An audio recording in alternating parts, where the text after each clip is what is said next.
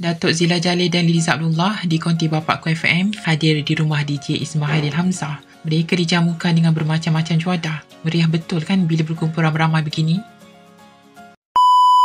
Kita di Bapakku FM. Tengok ni, kita datang je. Tak pernah yang tak jamu. Sate lah, kari puff lah, dengan TO yang sedap ni. Sofi tuang lah, Sofi. TO panas. Saya Ni isteri kesayangan PR kita. Ini isteri kesayangan Isma. Bapakku FM. Macam mana joget sikit? Ini kenal tak? Kenal ke tidak? Ini suaminya.